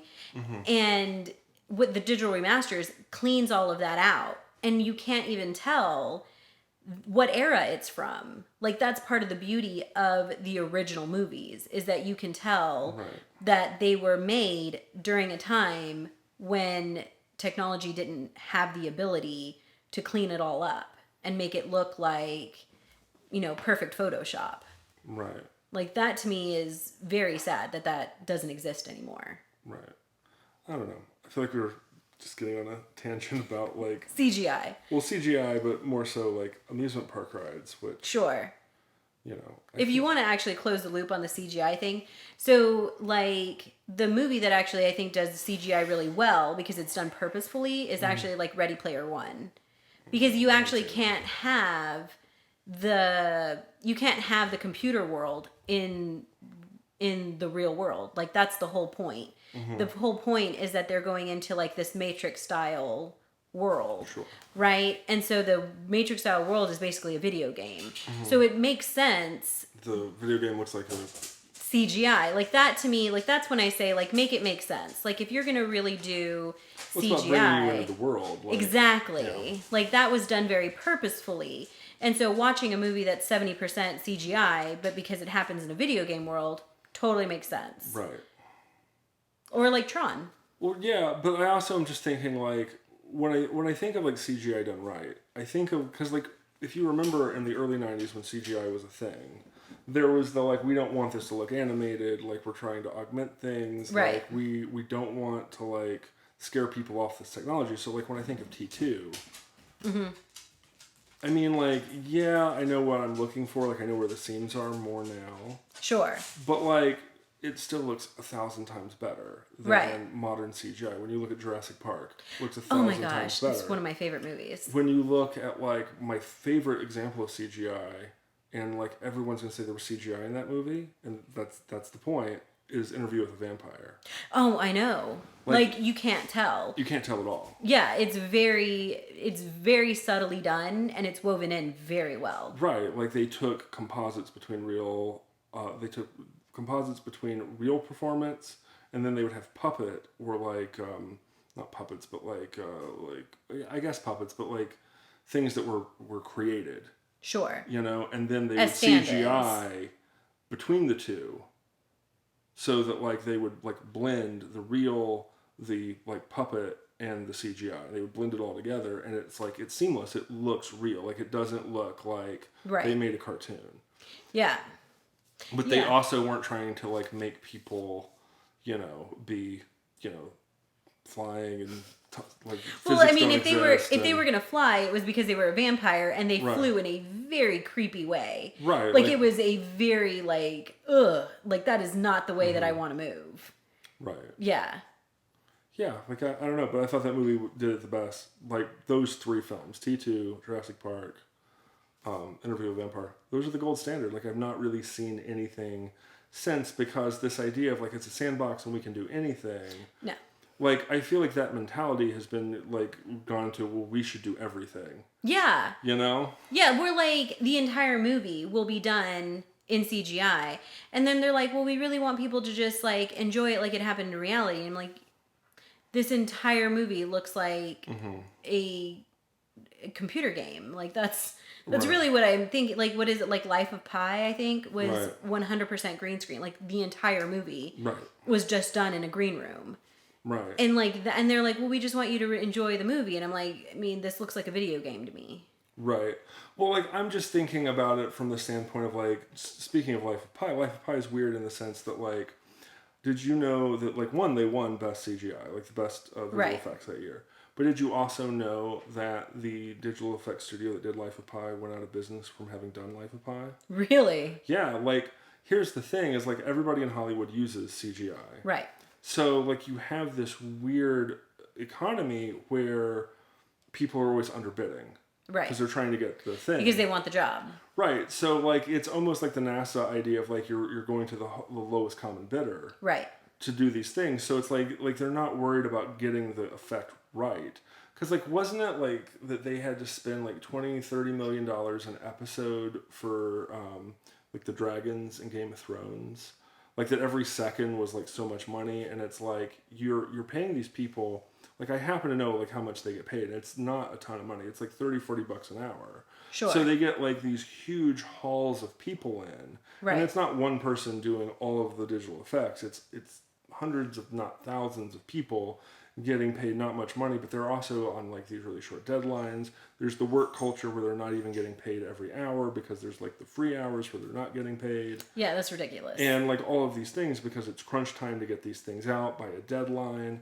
And really like that entire industry is a lot of like, I'm not gonna call it slave labor, but like, you know. Well, in realistically, like that's going to be in any artist industry where it's like, I'm going to pay you for a product.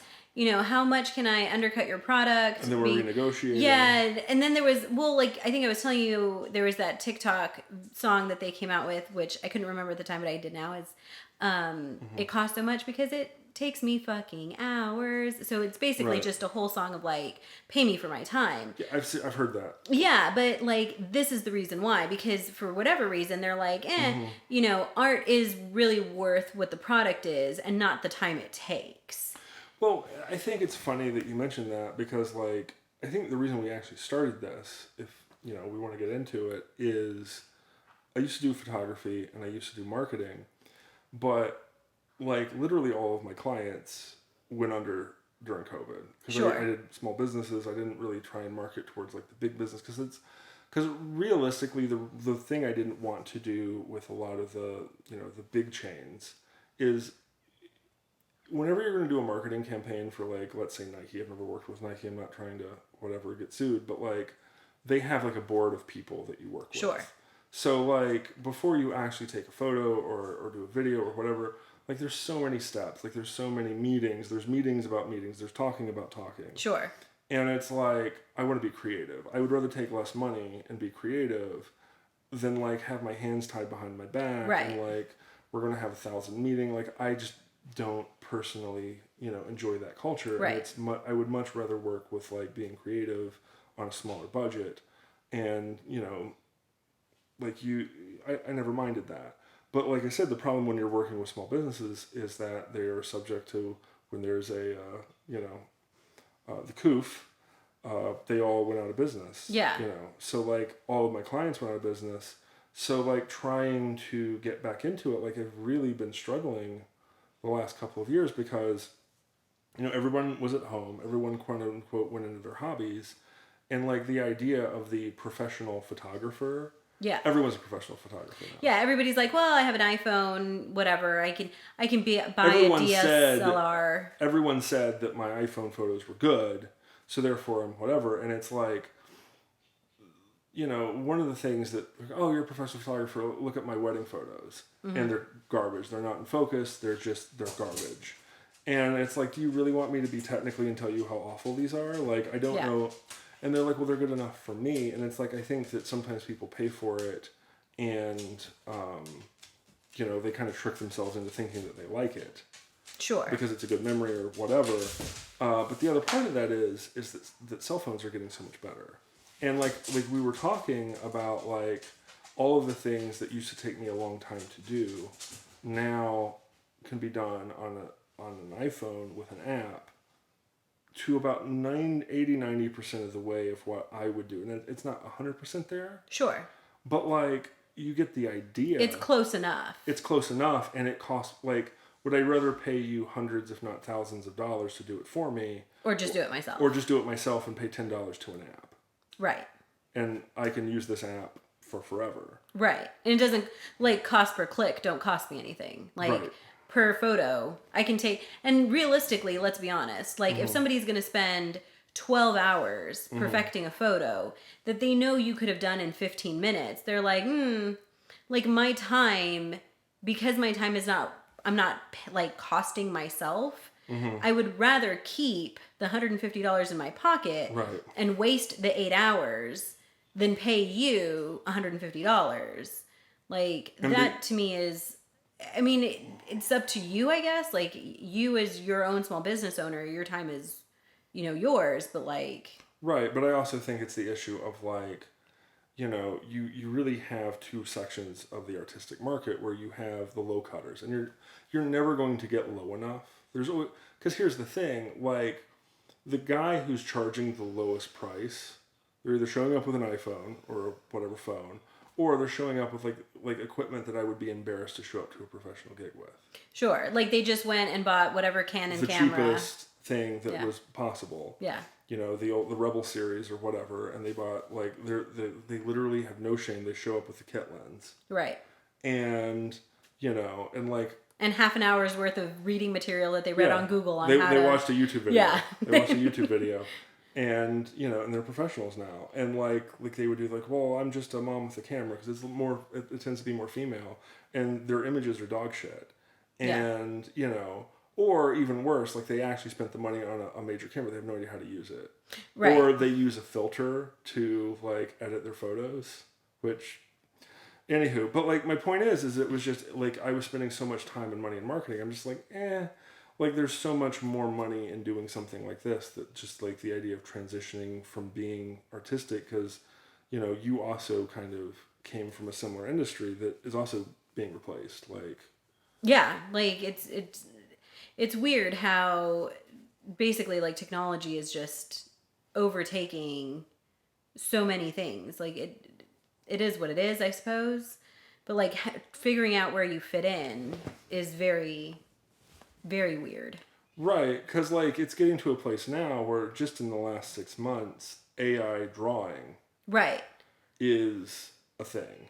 So if I want a logo, if I want a, like what we're going to end up doing for our logo for the podcast, I bought I think it was like $20 for a lifetime membership. Right. For an lifetime. For lifetime membership. To have an AI draw whatever I want as many times as I want, and it's my image, and there's no watermarks or anything. Right. And it's like $20. Like I've spent, I've been a small business owner for, 10, 15 years now, and it's like I just think of all the times I've had to go to an artist. Right. Such as myself. Right. So like now you as an artist, like what, like, and like I'm willing to bet that if I like asked you to draw anything. Right. It's going to be more than that $20 I paid for the AI. Well, like, let's be honest. Like, we just designed the logo for the photography business. For the new one, yeah. Yeah, and so, like, that took me days. And not just days, but, like, going back and forth on color choices and font and, like, placement and where you wanted things and the look and the style and all the things.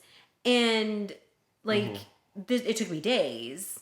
Right. And I can do logos for other people, but now they can just pay $20 and just have an AI do it. Well, not just have an AI do it, but like, let's say that it took me, I want to say 3, maybe 4 days. So let's just say 4 days. Right. And every time you give it to me, like I would give you like a list of things I want to change. And it would be another day and a half. Bring back, like, the changes. So we're talking 4 days just to get you the initial, like I gave you a mock-up, I think on the first day. Then it took me 3 days to give you my final mock-up that was like in a digital form and not just like a picture of a sketch. Right. And then we did 18 iterations after that. And I would screenshot all of those, and I had all of those archived, because then we got to the thing where we had like the final 3. And it was like, okay, here's the final 3, and I actually think it was 6. Like, here's the final 6 that you liked with minor changes because you had certain preferences. So like now you tell me which one of the final 6 that you want to go with. Okay, so I think we get to the point where we have like 6 final drafts, right? And then this is where I just give you the 6 final drafts and you're like, okay, these are your final choices. And this whole process takes 2 weeks for the whole thing, right? And the idea that you can go to an AI and basically have 15 novel designs in 15 minutes basically makes my entire craft obsolete. Right. So this whole idea of like dialogue between 2 people, an iterative process and making things right because you're making minute choices and minute details, you get 15 designs in 15 minutes. It'll never be 100% perfect, but to your point, you're 90% of the way there. Right, and it'll get better. It will get better. Right, and it only took you 15 minutes. You didn't have to wait, you didn't have to wait 5 days, you didn't have to wait 2 weeks. It took you 15 minutes, and now you have for $20, and you can do this again and again and again and again. Right. And let's be honest, if you're really that much into profiting, like these are your images. If you want to make your business because you've gotten really good at AI rendering, then you just say, look, I'm now a logo maker with no training.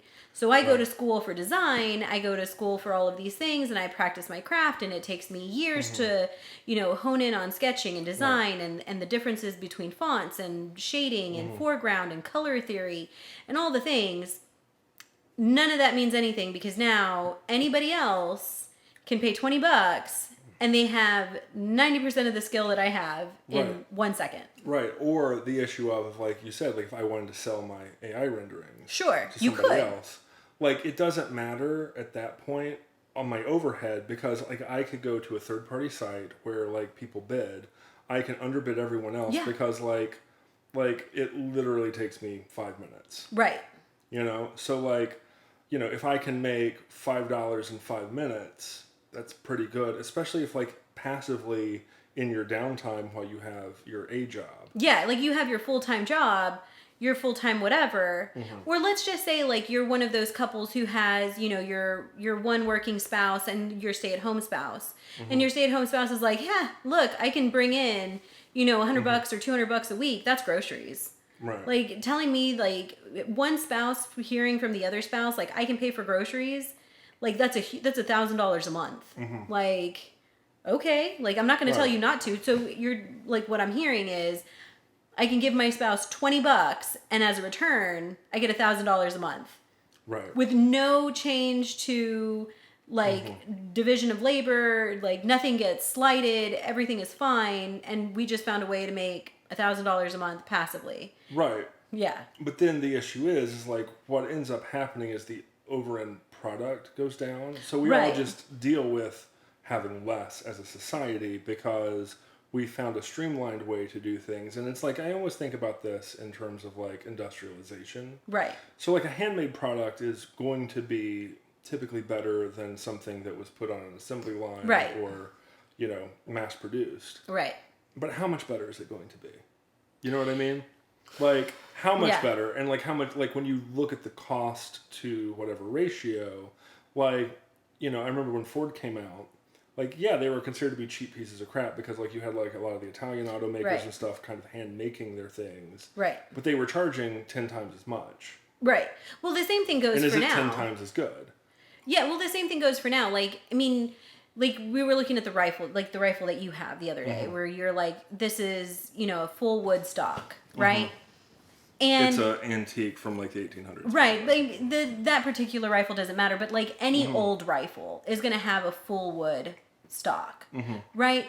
And you can't find that. Like there's rifles that are 100 years old, 150 years old, and these stocks look fine. Like they have general wear and tear, but they, by and large, still very usable. The rifle I have. Yeah, like 100% usable, and yet you go and buy like a rifle now, and it's got like a 10, 20 year shelf life. Yeah, with that. Yeah, it's got a plastic body. Like the entire thing is made out of plastic, and you're gonna have to replace it or this idea of like, oh, well, I'm going to sell you this stock product. And this is even getting outside of firearms. But like this idea, like, I'm just going to sell you a stock product with a crap body. But I'm going to sell you on the upgrades. Because if you want it to last longer, you're going to buy a case for it. You're going to buy upgrades for it. And you're going to buy what? So like everybody is allowing themselves to buy a product that they already know is not as good, won't last as long. Oh, but I can just upgrade it. Well, why would you upgrade it when you could just get something that would last? Right. Well, I don't know. Like, it's the kind of thing of, like, when I think about refrigerators, right? Like, refrigerators used to be really nice, and they would last for forever. And, like, now you have the forced obsolescence or the planned obsolescence where, like, every product now, whatever the warranty is, that's how long it's going to last. Like, refrigerators are supposed to last now, like, 10 or however many years, 10, 20, whatever the company is. But, like, the idea that, like, when you look at refrigerators from the 40s and 50s, they still are around. Like sure, you might need to like do some repairs here and there, but they're repairable. Like they're still sturdy enough that you can make repairs to them, whereas modern refrigerators are not so much. Right. And it's the same thing with modern cars. Like, modern cars are not designed outside of a certain window. And I remember hearing, like, during the recession, like when there was the whole idea of like bailing out the auto industry. I remember reading an article saying that, like, we know there's going to be an upswing, and the way that we know that there's going to be an upswing is that we've been making cars and we've been tracking the cars that we've been making, and they're so horribly designed that we know that there's going to be a certain percentage of cars that are irreparable, that are going to need replacing in Right. the next time frame, so that we can guess how many more are going to be bought from the fact that, like, all of the cars that are out there are going to get past a point where they can't be repaired anymore. Right. And I just remember thinking, like, that is evil. Yeah, like, I mean, it really is. I mean, like, if the warranty is 2 years, your product is going to last 2 years and a day, because it's Right. never going to fail inside the warranty. Right. Like, why would they do that? Like, no. These parts. And what's funny is, like, so I used to work in the insurance industry, and what's funny is the part that fails is like a 25-cent part. And it'll cause not only damage to the machine itself, but damage to the surrounding area, right? So, like, your refrigerator leaks, right?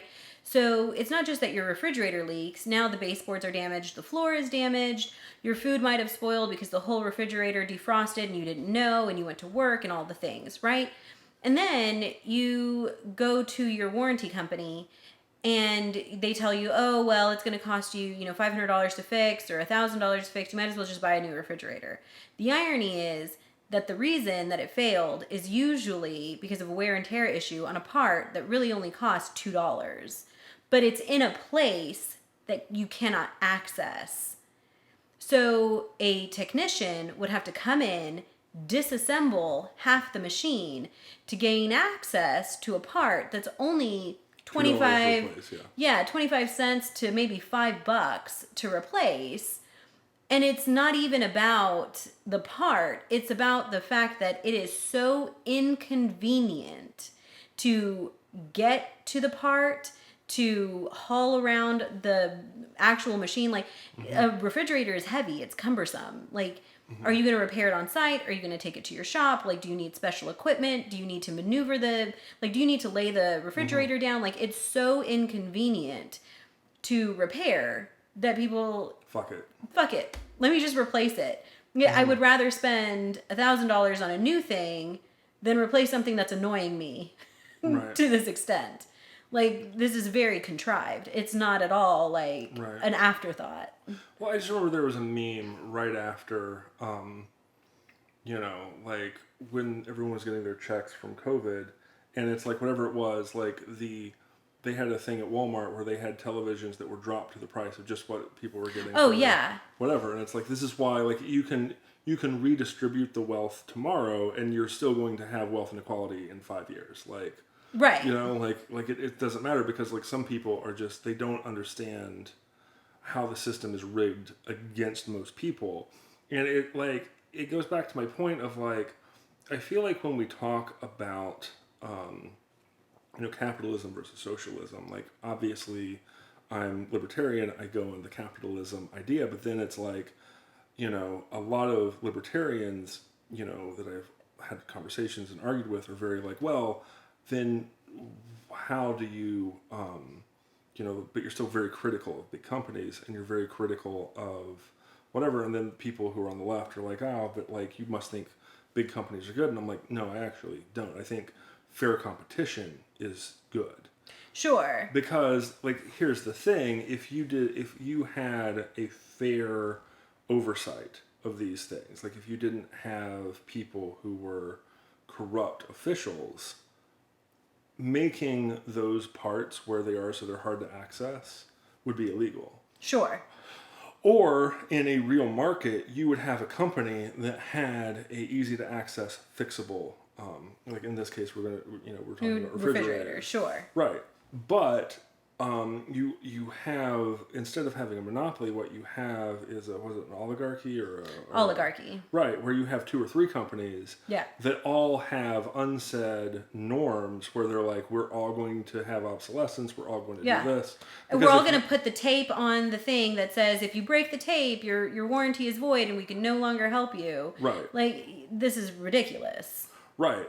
But the idea is that they, they will take their shelf space. That if you were a company and you're going to make a better product, well, then we're going to take, you as the retailer won't have access to our things. Sure. Or they just buy the little company out and stop making them. Right. Yeah, like we're just going to buy you out and then close you down. Right. Like when you have this many monopolies or this many oligarchies in the country, you can't get there without financial and regulatory assistance from the government. Sure. So what you're talking about whenever you have a mega corporation is government assistance. Right. So when I talk about that, the number one example that I can think of is Amazon, because most people don't realize that Amazon was a government subsidized company for over a decade. I want to say decades. So like they were losing money, and it's really easy to think of course they're losing money because, if I am selling a product that is available at a mom and pop store or available at Walmart or available wherever, but I'm selling it cheaper. Right. And I'm directly shipping it to you with shipping included. Yeah. Like there's no money. Expedited shipping. Right. Yeah. So like, of course, you're going to lose money. So then they got taxpayers to pay for it. So they made a product that, of course, everyone wanted because, yes, ostensibly that is better. But because you're not actually paying for what you're getting, the government is, what you're actually doing is the mom and pop shops that are competing, who aren't getting the government subsidies, who, have to upsell their products because, like, let's say something like a screw, right? Sure. Like, let's say that me as a hardware store that, is in Main Street, USA, I have to sell a screw for 25 cents, right? Sure. Because, I bought it for 15, but like I got to keep the lights on, I got to pay employees, I got to pay insurance. When I look at the number of screws that I sell, I have to sell for 25 cents. Sure. But Amazon sells for 16 cents. And you're like, how the hell? You bought it for 16 cents, you're getting a 1 cent profit and you're going there. And then you realize that the reason why they're able to sell for 16 cents is because the government paid the difference. Sure. But the government paying is coming out of my profits that I'm paying taxes on. Right. From me going out of business. Right. Yeah, it's ridiculous. And the thing is that, like, realistically, you're going to have some percentage of consumers who are going to say, oh, you know what, I'm going to vote with my dollar. I'm going to support the mom and pop shop. And that's great. Like, that really is. I mean, coming from two small business owners, like, please support small business. Like, that, it just is what it is. But, like, by and large, convenience is convenient for a reason. Like, by and large, most people are going to vote with their dollar based on convenience, not on morale. Mm-hmm. Like, if it's cheaper and more convenient to do something else, I might do it that way, especially if money is tight. Like, if you can't afford to vote with your dollar and make your morals, really cost, like, that doesn't even make sense. Like, you're telling me that a family of four who doesn't have a savings account is going to support a small business? No, they're not. Like, they're going to go with Amazon. Right, and I think it gets back to the idea of, like, Budweiser. Like, a lot of people are boycotting Budweiser, and I think that's hysterical. But at the same time, like, first things first, like, the first question was, well, do you realize that Budweiser makes other products? Like, it's Busch. Right. Anheuser-Busch. But Anheuser-Busch is owned by InBev. And InBev, I want to say, also owns Coors. They also own... it's the... like what Miller. is it? It's the illusion of choice. Right. Like, it's the same thing for the cosmetics aisle. Like, you go down to the cosmetics aisle, like, especially women for shampoo. Mm-hmm. Just for shampoo, which is ridiculous. You might have an entire aisle, and in there is, like... 2 companies. 50, 60 different choices. Not just in scents, but in brands and sizes and all the things. If you pick them all up and you turn them around, Unilever. Or